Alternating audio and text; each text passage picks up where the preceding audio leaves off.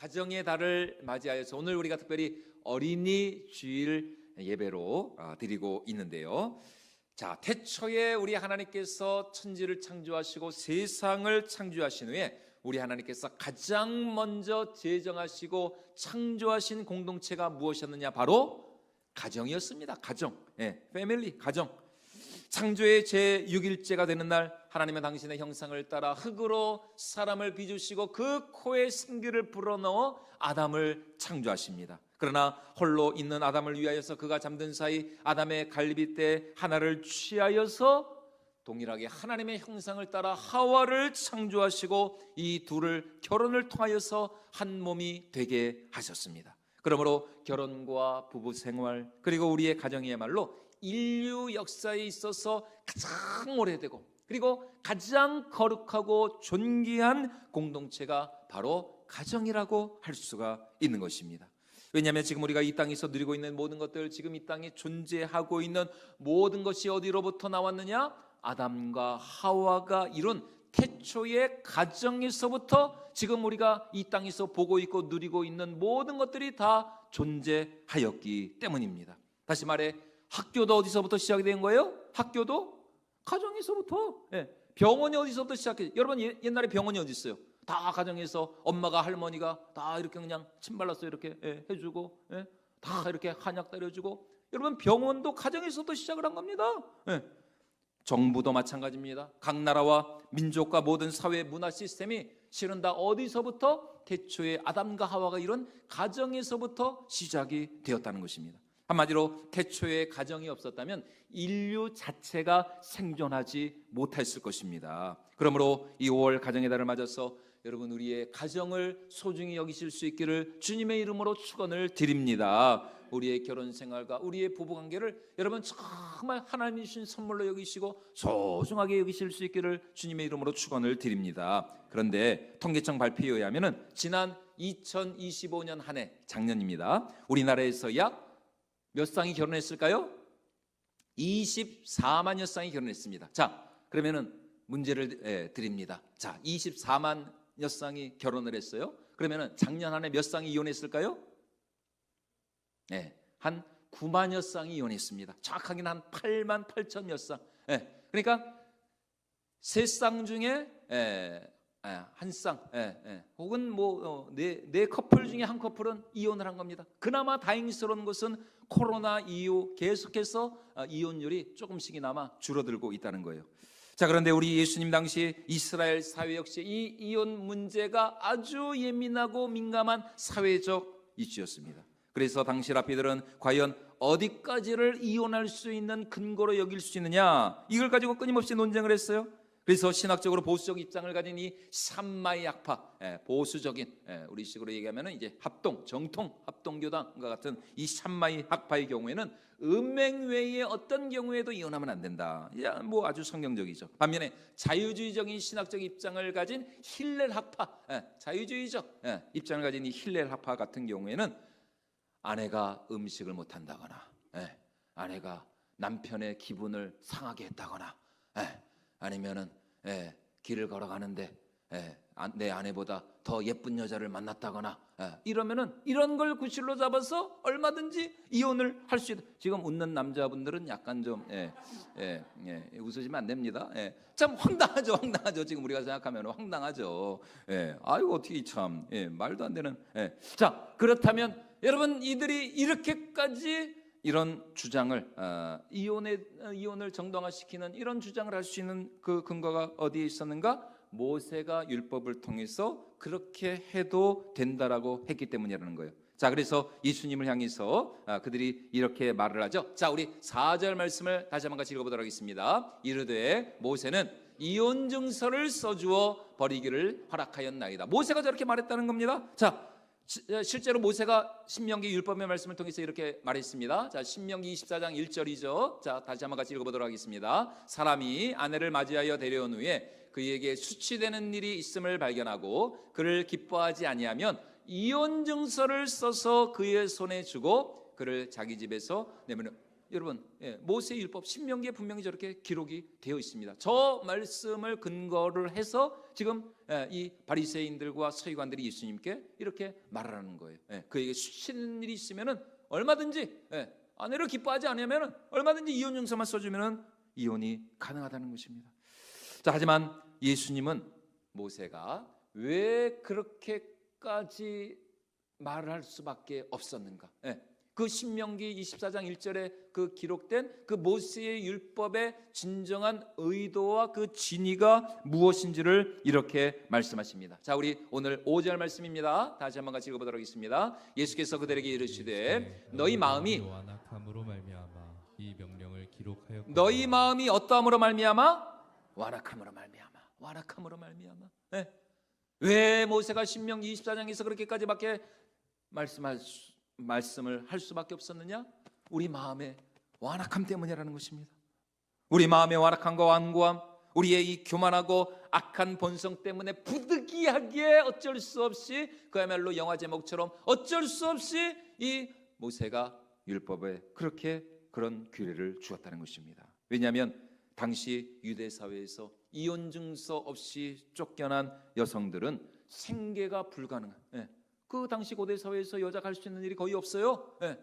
먹고 사는 일이 불가능합니다. 그렇다고 이혼 증서 없이 쫓겨났다가 당장 생계를 해야 되니까 다른 남자와 그러면 재혼을 해요? 이혼 증서 없이 재혼을 했다고 여러분 한번 생각해 보십시다. 그러다가 본 남편이 저 여자가 내 허락도 없이 동의도 없이 가가지고 다른 남자와 저렇게 결혼을 했다, 간음죄로 그렇게 고소하면은 이혼 증서가 없으니까 남자로부터 정식적으로 그렇게 이혼을 당했는지 안 했는지 확인할 방법이 없잖아요. 그러니까 이혼 증서 없이 쫓겨난 여자가 다른 남자와 재혼을 하면은 그 여자는 간음죄로 고소를 당할 수가 있는 것입니다.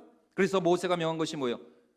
니들이 정말 이혼하려면은 그래도 최소한 그녀가 다른 남자와 재혼할 수 있도록 그녀에게 이혼 증서를 써주어서 그녀를 내보내라는 것입니다. 그래야 그녀가 살 수가 있으니까요. 지금 모세가 명한 이 율법은 이혼이 정말 하나님의 뜻이어서가 아니라 당시 가장 연약한 사회적 약자였던 여성을 보호하기 위한 최소한의 이 율법적인, 이 법적 제도적인 안전장치였다는 것입니다. 그래서 남자가 이혼 증서를 쓰려면 그래도 최소한 한 번은 더 생각을 해야 될 거 아니에요. 이혼 증서를 어떻게 쓸 것인가, 한번 고민을 해야 될 거 아닙니까? 시간이 필요하고 또 여러 가지 당시 제사장에게 나가야 될 거고, 제사장이 또 물어볼 거네요. 아이고 웬만하면 같이 살지. 야 나도 사는데 야 너도 같이 살아. 여러분 제사장이 그럴 거 아닙니까? 여러분 혹시라도 저한테 이혼 상담을 하려 오시면 여러분 제 답은 정해져 있습니다. 이혼하면 안 됩니다. 여러분 저도 사는데 여러분들은 여러분 당연히 사셔야죠. 저 같은 사람도 사는데 여러분, 그러니까 이혼 증서를 이렇게 쓰려면은 왜 웃으신지 모르겠지만 이혼 증서를 쓰려면은 최소한 한 번은 더 생각을 해야 될 거 아닙니까? 여러분 우리나라도 그래서 뭐가 있어요? 우리나라도 이혼이 쉽지가 않습니다. 이혼 그 뭐예요? 숙녀제도? 뭐 그런 게 있죠. 이게 이게 한 번에 되는 게 아니라니까요. 시간이 필요하고 과정이 필요합니다. 그러니까 모세가 명한 그 율법의 진의는 정말 이혼을 해도 된다라는 의미에서 한 것이 아니라 한마디로 그 연약한 그 여성을 보호하기 위한, 한마디로 최악의 상황을 피하기 위해서 어쩔 수 없이 차악을 선택을 하는 것입니다. 그래서 지금 예수님이 하시는 말씀은 뭡니까? 결혼에 대한 우리 하나님의 진정한 의도와 목적은 그것이 아니라는 것입니다. 즉 한 남자와 한 여자가 만나 결혼을 통하여서 한 가정을 이루었을 때 이제 그들은 어떠한 상황 속에서도 절대로 뗄 수 없는 항구적인 이 연합체 한 몸이 되었다라는 것입니다. 자, 우리 6절로 9절 말씀 같이 한번 읽어보도록 하겠습니다. 창조 때로부터 사람을 남자와 여자로 지으셨으니 이러므로 사람이 그 부모를 떠나서 그 둘이 한 몸이 될지니라. 이러한즉 이제 둘이 아니요 한 몸이니 그러므로 하나님이 짝지어 주신 것을 사람이 나누지 못할지니라 하시더라. 여러분 누가 짝지어 주셨다고요? 하나님이 짝지으셨다. 하나님이 하와를 지으시고 하와를 아담에게로 이끌어 가신 분이 누구십니까? 하나님이십니다. 하나님께서 하와를 지으시고 하와를 아담에게 이끌어 가셨어요. 우리 하나님이요. 그러니까 최초의 중매장이가 누구예요? 실은 하나님이십니다. 하나님. 최초의 중매장이는 하나님이십니다. 다시 말해 결혼이란 단순히 한 남자와 한 여자 사이의 인간적인 선택이나 만남의 결과가 아니라는 것입니다. 우리가 보기에는 뭐 서로 자기네들끼리 좋아가지고 뭐 연애를 하든 뭐 중매를 하든 소개팅을 하든 아니면은 뭐 듀오에서 만나든 여러분 아시죠? 결혼의 듀오, 듀오, 뭐 그게 뭐 신상이 더 틀렸다 그러던데 뭐 듀오를 통해서 만나든 여러분 자기네들이 좋아서 혹은 양가 부모님들에 의해서 결혼한 것 같지만 실은 그게 아니다라는 것입니다. 물론 우리 하나님께서 우리의 자유의지를 전혀 배제하시거나 무시하는 건 아닙니다. 그러나 우리의 자유로운 그 의지와 선택과 결정을 통하여서 우리를 향한 당신의 뜻을 이루시는 분이 누구시냐? 바로 여호와 하나님이시라는 것입니다. 다시 말해 한 남자와 한 여자를 만나게 하시고 그들의 마음과 생각과 뜻과 또 그들의 여러 가지 형편과 상황을 주장하셔서 그들로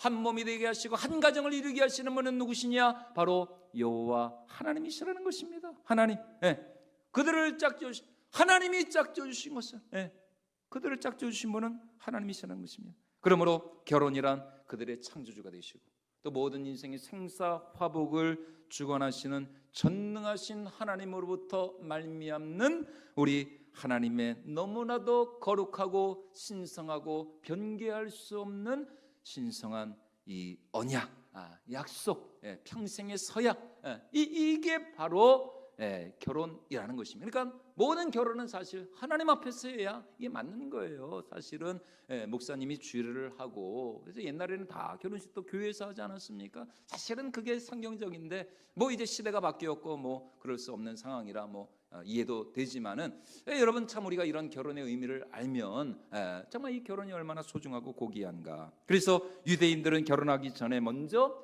우리의 약혼식과 같은 정혼식을 치렀습니다. 이때 신랑 측 아버지가 신부의 집으로 갈 때 세 가지를 가지고 갑니다. 결혼 서약서를 가지고 갑니다. 또 포도주 한 병을 가지고 갑니다. 그리고 신부에게 줄 신부 대금을 가져갑니다.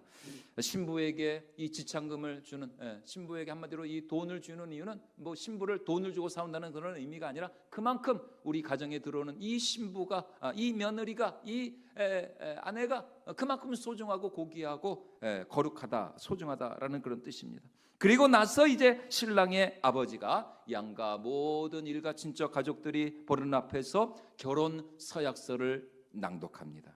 그 위에 신부가 먼저 이 포도주 반잔을 이렇게 마시는 거예요. 이거는 맹물이지만 신부가 먼저 포도주 반잔을 마십니다. 그리고 나서 그 결혼 서약서에다가 포도주 몇 방울을 떨어뜨려. 그리고 나서 이제 남은 그 반잔을 신랑이 마시는 것이죠. 여러분 이것은 이 결혼이 정말 여러분 포도주가 무슨 색깔이에요?